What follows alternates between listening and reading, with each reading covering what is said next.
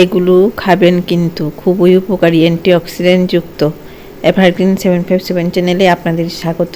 আজ একটা রেসিপি করব, ভিডিওটা সম্পূর্ণটা দেখার জন্য অনুরোধ রইল। Please like, share and subscribe please. এই রেসিপিটা করার জন্য কি কি নিয়েছি চলুন দেখি। এর জন্য ঢেঁড়স, ক্যাপসিকাম, ফুলকপি, গাজর এগুলি নিয়েছি। এগুলি ভালো করে ধুয়েছি। ফুলকপি ধুয়ে ভাপিয়ে নিচ্ছি এই ফ্লেমে। নুন দিয়ে ভাপিয়ে নেব এবং ভাপিয়ে নেওয়ার পর জলটা ঝরিয়ে নেব। ফুলকপি ভাপিয়ে নিতে হয়, না হলে গ্যাস হয়। এইভাবে ফুলকপিটা ফুটে উঠবে, যে ফুটে উঠছে 5 মিনিট এভাবে ফুটবে। ফ্লেমটা লো করে দিচ্ছি, জলটা ঝরিয়ে নেব। এই যে গাজর, ক্যাপসিকাম, ঢেঁড়স পরিষ্কার করে কেটে নিয়েছি। আর একটা হাঁড়ি নিয়েছি, হাঁড়িতে জল দিচ্ছি। আর এই সব কিছু এখন এই হাঁড়ির মধ্যে দিয়ে দেব। গাজরগুলি দিয়ে দিচ্ছি।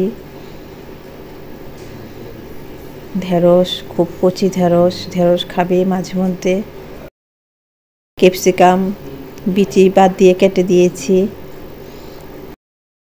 এই সবজিগুলি সেদ্ধ হওয়ার জন্য ঠান্ডা জলই দিচ্ছি, কারণ মাত্র বসিয়েছি। ঠান্ডা জল দিয়ে, অল্প জল দিয়ে এগুলি সেদ্ধ করে নেব, কারণ ঢেঁড়স, ক্যাপসিকাম এগুলি খুব তাড়াতাড়ি সেদ্ধ হয়ে যায়। নুন দিচ্ছি পরিমাণ বুঝে। এভাবে নুন দিয়ে বসালে সব কিছু সুন্দরভাবে তাড়াতাড়ি সেদ্ধ হয়ে যায়। ঢাকা দিয়ে দিলাম। মিষ্টি আলুগুলি দিয়ে দিলাম। মিষ্টি আলু কিন্তু খাবে, এই সময় মিষ্টি আলু পাওয়া যায়। মিষ্টি আলু ক্যান্সার প্রতিরোধে সহায়ক। এখানে যা যা আছে সব কিছু ক্যান্সার প্রতিরোধে সহায়ক, তাই এইসব সবজি খাবে। আর এটা তো খুবই উপকারী একটা রেসিপি তৈরি হচ্ছে।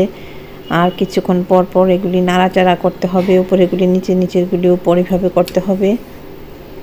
এখন ফুলকপি যে ভাপিয়ে নিয়েছিলাম এগুলিও দিয়ে দিলাম। এগুলি এভাবেই থাকবে, কারণ এগুলি অনেকটাই সেদ্ধ হয়ে গেছে ভাপিয়ে নেওয়ার সময় ফুলকপি। এখন ফুলকপিগুলি উপরেই থাকবে, ঢাকা দিয়ে দিলাম। এভাবে অন্যান্য সবজিগুলি সেদ্ধ হচ্ছে। গাজরটা সেদ্ধ হতে একটু দেরি হচ্ছে, গাজরটাও সেদ্ধ হয়ে যাবে।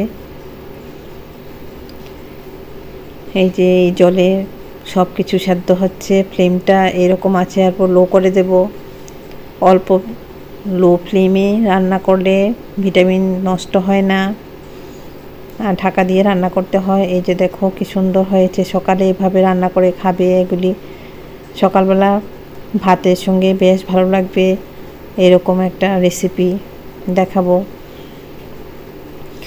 গাজরটা কীরকম সেদ্ধ হলো দেখে নিচ্ছি। গাজরটা আরও সেদ্ধ হবে, আরও সেদ্ধ হতে দিয়ে দেব জলের মধ্যে।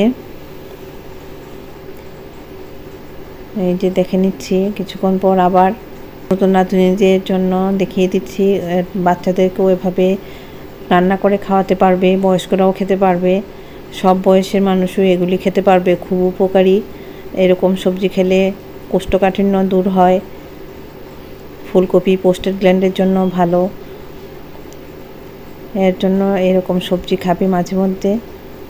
গাজরটা এখন অনেকটাই নরম হয়ে গেছে, সেদ্ধ হয়ে গেছে। আর জলটাও এরকমই, আর বেশি জল নেই, অল্প জল দিয়েই তো সেদ্ধ করেছি। এভাবেই অল্প জল দিয়ে সেদ্ধ করলে সবজির গুণটা থাকে, না হলে জলের সাথে সবজির যে ভিটামিনটা থাকে এটা চলে যায়। এর জন্য অল্প জল দিয়ে কাছে থেকে, সামনে থেকে একটু পরে পরে নাড়াচাড়া করে অল্প সময়ে সেদ্ধটা তৈরি করে নিলে খুব ভালো হয় এবং মুখরোচক একটা সবজি তৈরি হয়েছে। এই যে ঠান্ডা হচ্ছে, এই এখন একটা থালায় নিয়ে নিচ্ছি ফুলকপি, গাজর, ঢেঁড়স। এখন তো ঢেঁড়সের সময় এগুলি পাওয়া যায়। আর ঘি নিচ্ছি, গাওয়া ঘি। এই গাওয়া ঘিটা দিয়ে মেখে নেব। ঘি না দিলেও হবে, আবার সর্ষের তেল দিয়েও হবে। তো এটা ঘি দিয়ে মেখে নেব আমি। একটু গরম আছে, ধরতে একটু অসুবিধা হচ্ছে। আস্তে আস্তে এগুলি ঠান্ডা হয়ে যাবে। ফুলকপিগুলি তো খুবই সুন্দর সেদ্ধ হয়েছে, মিষ্টি আলু সেদ্ধ হয়েছে, ঢেঁড়সও সেদ্ধ হয়ে গেছে, ক্যাপসিকামও সেদ্ধ হয়ে গেছে, গাজরটা একটু শক্ত আছে, এর জন্য সুন্দর করে নরম করে নিচ্ছি। এভাবে তোমরা এটা তৈরি করে খাবে। এটা এক প্রকার সেদ্ধ, সব সবজি দিয়ে সেদ্ধ। সব সবজিগুলি সুন্দর করে এখন মিশিয়ে নিচ্ছি, একসাথে করে নিচ্ছি।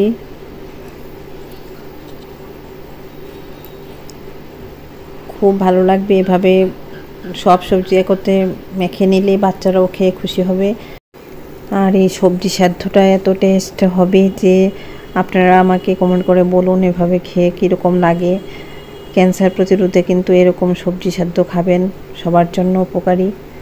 এই যে দেখো সবগুলি সুন্দরভাবে মেখে নিয়েছি। এই যে এরকম একটা ভাতের সঙ্গে পড়লে আর কি লাগে, সকালবেলা এটা দিয়ে খাওয়া হয়ে যাবে। এভাবে আপনারা এটা রান্না করে খাবেন, সেদ্ধ এটা। আপনারা ভালো থাকুন, সুস্থ থাকুন, ধন্যবাদ।